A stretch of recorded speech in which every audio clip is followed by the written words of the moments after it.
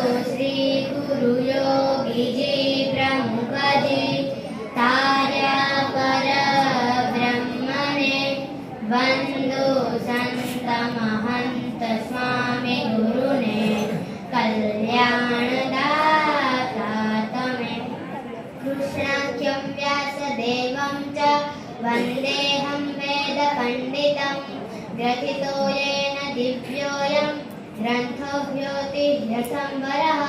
जय स्वामिनारायण बाળ મિત્રો તથા આપ સૌ હરિભક્તો, આપણે સૌ શ્રીમદ ભગવદ ગીતા ગ્રંથ આધારિત આ બાળ પારાયણનો લાભ લઈ રહ્યા છીએ। પ્રથમ દિવસે આપણે જાણ્યું કે કુરુક્ષેત્રના મેદાનમાં જ્યારે કૌરવો અને પાંડવો યુદ્ધ કરવા સામસામે આવ્યા ત્યારે અર્જુનજી શ્રી કૃષ્ણ ભગવાનને પોતાનો રથ બે સેનાની વચ્ચે લઈ જવા કહે છે। ત્યારે અર્જુનજીના ગુરુઓ અને સગા સંબંધીઓને જોઈને અર્જુનજી યુદ્ધ કરવાની ના પાડે છે। ત્યારે શ્રી કૃષ્ણ ભગવાન અર્જુનજીને જ્ઞાન આપે છે। હૃદયની દુર્બળતા ત્યાગ કરી આત્મવિશ્વાસથી મંડ્યા રહેવાનું કહે છે। પછી શું થયું એ આપણે બાળ પારાયણના બીજા દિવસે જાણીશું, તો એ માટે થીમ સોંગમાં જોડાઈએ। જોયું ને બાળ મિત્રો, અર્જુનજીને આ વાત મનાઈ તો ખરા પણ મનમાં પાક્કી નહોતી થઈ। હજુ પણ અર્જુનજીનો આત્મવિશ્વાસ હજુ પણ ડગડગતો હતો। શ્રી કૃષ્ણ ભગવાન અર્જુનજીને પામી ગયા કે અર્જુનનો આત્મવિશ્વાસ હજુ ડગે છે। તેનું કારણ છે અર્જુનનું મન એવું તો ચંચળ છે કે સાચી વાત માનવા દેતું જ નથી। જો મન નિયંત્રિત થઈ જાય તો આત્મવિશ્વાસ આવે અને તરત જ સફળતા મળી જાય। પણ જાણો છો આ મન કેવું છે? ચાલો એક વાર્તા દ્વારા જાણીએ। મિત્રો, આ મન કેવું છે? અતિ ચંચળ, બધાને લલચાવી જાય, બધાને રમાડી જાય, આત્મવિશ્વાસ તો સાવ જતો રહે। તેથી આ ચંચળ મનને નિયંત્રિત કરવું ખૂબ જ જરૂરી છે। શ્રી કૃષ્ણ ભગવાન આ વાત જાણતા હતા, માટે તેમણે અધ્યાય 6 ના 35મા શ્લોકમાં મનને વશ કરવાનો શ્લોક જણાવતા અર્જુનજીને એક શ્લોક કહ્યો। હવે હું બોલાવું તેમ બોલજો। असंशयं महाबाहो मनो दुर्निग्रहं चलम् अभ्यासेन तु कौन्तेय वैराग्येण च गृह्यते।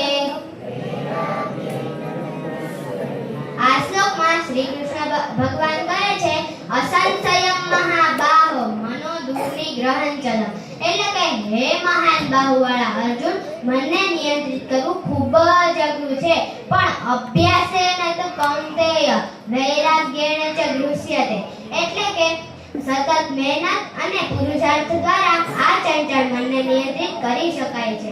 શ્રી કૃષ્ણ ભગવાને મનને વશ કરવાના બે ઉપાય જણાવ્યા છે। હવે હું જેમ બોલાવું તેમ બોલજો। મનને વશ કરવાના બે ઉપાય। પહેલો ઉપાય સતત અભ્યાસ, બીજો ઉપાય સંયમ। હા બાળ મિત્રો, શ્રી કૃષ્ણ ભગવાને મનને વશ કરવાનો પહેલો ઉપાય જણાવતા કહ્યું સતત અભ્યાસનો। જે વ્યક્તિઓએ સતત પુરુષાર્થ કરીને સફળ થયા છે તેઓ ધાર્યું પરિણામ મેળવી શક્યા છે। તમે એવા કોઈ વ્યક્તિને જાણો છો? ચાલો હું તમને કેટલાક પ્રશ્નો પૂછું। દેશને આગળ લાવવામાં જેમણે સતત મહેનત કરીને સફળતા મેળવી હોય એવા વ્યક્તિનું નામ તમે જાણો છો?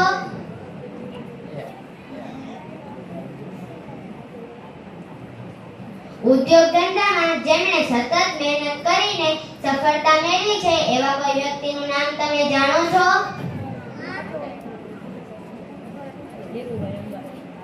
ખૂબ સરસ। ચાલો હવે આજે એવા જ બે વ્યક્તિઓની વાત કરીએ જેમણે સતત પુરુષાર્થ કરીને સફળતા મેળવી છે।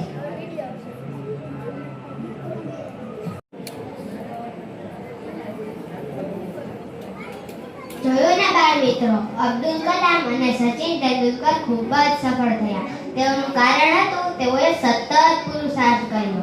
અહીં સતત શબ્દ ખૂબ જ મહત્વનો છે। જો આપણે મહાન સાયન્ટિસ્ટ બનવું હોય તો ક્યારેક પુરુષાર્થ કરીએ તો બનાય કે પછી સતત પુરુષાર્થ કરીએ તો બનાય? જો આપણે મહાન ક્રિકેટર બનવું હોય તો ક્યારેક પુરુષાર્થ કરીએ તો બનાય કે પછી સતત પુરુષાર્થ કરીએ તો બનાય? જો આપણે મહાન તબલાવાદક બનવું હોય તો ક્યારેક પુરુષાર્થ કરીએ તો બનાય કે પછી સતત પુરુષાર્થ કરીએ તો બનાય? જો આપણે મહાન બિઝનેસમેન બનવું હોય તો ક્યારેક પુરુષાર્થ કરીએ તો બનાય કે પછી સતત પુરુષાર્થ કરીએ તો બનાય? એકદમ બરાબર. કોઈ પણ વાત સિદ્ધ કરવા માટે સતત પુરુષાર્થની જરૂર છે. તેવી જ રીતે મન નિયંત્રિત કરવા માટે પણ સતત પુરુષાર્થની જરૂર છે. આ હતો મનને નિયંત્રિત કરી આત્મવિશ્વાસુ બનવા માટેનો પહેલો ઉપાય. હવે શ્રી કૃષ્ણ ભગવાન સાથે બીજો ઉપાય પણ કહે છે. હવે હું જેમ બોલાવું તેમ બોલજો. મનને વશ કરવાના બે ઉપાય. પહેલો ઉપાય સતત અભ્યાસ. બીજો ઉપાય સંયમ. હા બાળ મિત્રો, બીજો ઉપાય એટલે સંયમ. જો સંયમ તૂટે તો ન કરવાનું કામ થઈ જાય અને કરવાનું કામ રહી જાય. જો મન આપણને રમાડી જાય તો સંયમ તૂટ્યો, અને જો આપણે મનને રમાડી દઈએ તો સંયમ રાખ્યો કહેવાય. હા બાળ મિત્રો, જો આપણે મનને રમાડી દઈએ તો સંયમ રાખ્યો કહેવાય. હવે અહીં સ્ક્રીન પર કેટલાક ફોટો આવશે, તે જોઈને તમારે એક્શન સાથે જવાબ આપવાનો રહેશે કે સંયમ રાખ્યો કે સંયમ તૂટ્યો. એટલું જ કહેવાનું છે કે જો આપણે જે કાર્ય કરતા હોઈએ તેમાંથી આપણું મન બીજે લલચાઈ ન જાય તેનું ધ્યાન રાખવાનું.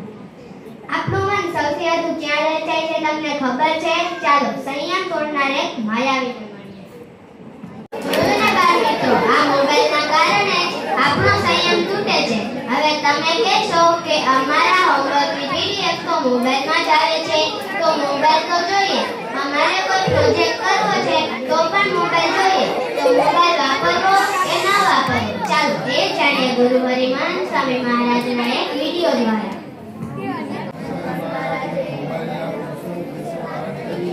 મોબાઈલનો બિનજરૂરી ઉપયોગ ન કરવો. હા બાળ મિત્રો, આપણે જ્યાં મોબાઈલનો ઉપયોગ કરવાનો છે ત્યાં નથી કરતા, આપણે બીજે જ કરીએ છીએ. અને જો આપણે અભ્યાસ માટે મોબાઈલનો ઉપયોગ કરીએ તો સંયમ રાખ્યો કહેવાય. અને જો અભ્યાસનું કાર્ય કરતા આપણું મન સોશિયલ મીડિયા તરફ ખેંચાઈ જાય તો તે બિનજરૂરી છે, માટે સંયમ તૂટ્યો કહેવાય. હા બાળ મિત્રો, બીએપીએસ બાળ મંડળના આવા તો કેટલાય શૂરવીર બાળકો છે. અહીં બે બાળકોની વાત કરીએ જેમણે મોબાઈલનો ઉપયોગ અભ્યાસ માટે અને સત્સંગ માટે જ કર્યો છે. જસ મેંદપરા, જે ધોરણ 8માં અભ્યાસ કરે છે, તેને જ્યારે ફ્રી ટાઈમ મળે ત્યારે મોબાઈલમાં ગેમ જ રમ્યા કરે. પછી તે બાળ સભામાં જવાનું ચાલુ કર્યું. બાળ સભામાં તેને ખબર પડી કે મોબાઈલમાં ટાઈમ વેસ્ટ થાય છે. પછી તો તેને તેના જીવનમાં પ્રગતિ કરવાનો વિચાર કર્યો અને તેને ધોરણ 8માં 98% લાવ્યા. અને અત્યારે તે મોબાઈલનો ઉપયોગ માત્ર અભ્યાસ માટે જ કરે છે. બીજા એવા શિશુ છે ધર્મ દવે, જે ધોરણ 3માં અભ્યાસ કરે છે. રીલ્સ જોવા, ગેમ રમવા, શોર્ટ્સ જોવા, ચેટિંગ કરવા, અત્યાર લગીમાં તેને તેવી એકેય વસ્તુ માટે મોબાઈલનો ઉપયોગ કર્યો જ નથી. તેમને મહંત સ્વામી મહારાજનો રાજી કરવાને પહેલેથી જ ઉમંગ છે. તે મોબાઈલનો ઉપયોગ કરે સત્સંગ દીક્ષાના ક્લાસ માટે, કીર્તન વગાડીને તબલા શીખવા માટે. અત્યારે તે બાળક સારામાં સારા તબલા વગાડી શકે છે. તેને ફાઇનલ એક્ઝામમાં 98% આવ્યા અને તેને સત્સંગ દીક્ષાના 315 શ્લોક સંસ્કૃતમાં મોઢે કરી સ્વામી બાપાને રાજી કર્યા છે. હા બાળ મિત્રો, બીએપીએસ મંડળના આવા તો કેટલાય શૂરવીર બાળકો છે જેમણે મોબાઈલનો ઉપયોગ માત્ર સત્સંગ માટે જ કર્યો છે. ચાલો હું બોલાવું તેમ બોલજો. ભણવા માટે મોબાઈલ વાપર્યો.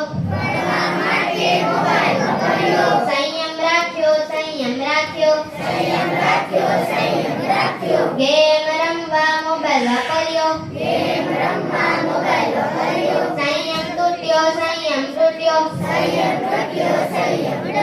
ચેટિંગ માટે મોબાઈલ મોબાઈલ વાપર્યો. ચેકિંગ માટે મોબાઈલ વાપર્યો. સંયમ તૂટ્યો, સંયમ તૂટ્યો. સંયમ તૂટ્યો, સંયમ તૂટ્યો. પ્રોજેક્ટ માટે મોબાઈલ વાપર્યો. પ્રોજેક્ટ માટે મોબાઈલ વાપર્યો. સંયમ રાખ્યો, સંયમ રાખ્યો. સંયમ રાખ્યો, સંયમ રાખ્યો. રીલ્સ જોવા મોબાઈલ વાપર્યો. રીલ્સ જોવા મોબાઈલ વાપર્યો. સંયમ તૂટ્યો, સંયમ તૂટ્યો. સંયમ રાખ્યો, સંયમ તૂટ્યો. હા બાળ મિત્રો, જો આ રીતે આપણે સંયમ રાખીને કામ કરીશું તો આપણે મનને જીતી શકીશું. શ્રી કૃષ્ણ ભગવાને મનને વશ કરવાનો ઉપાય જણાવ્યો છે. ચાલો એ શ્લોક ફરીથી યાદ કરીએ. અસંશયમ મહાબાહો મનો ધૂર્નિગ્રહં ચલં અભ્યાસેન તુ કૌન્તેય વૈરાગ્યેન ચ દૃશ્યતે. આ શ્લોકમાં શ્રી કૃષ્ણ ભગવાને મનને વશ કરવાના બે ઉપાયો કહ્યા છે. ક્યાં બોલો મારી સાથે. મનને વશ કરવાના બે ઉપાય. પહેલો ઉપાય સતત અભ્યાસ. બીજો ઉપાય સંયમ. હા બાળ મિત્રો, આપણે આ રીતે મોબાઈલનો ઉપયોગ કરીશું તો આપણે મનને જીતી શકીશું. તો જો આ રીતે આપણે સતત અભ્યાસ અને પુરુષાર્થ રાખશું તો આપણે તરત જ સફળ થઈ શકીશું. હવે પછી શું થયું એ આપણે 12 પારાયણના ત્રીજા દિવસે જાણીશું.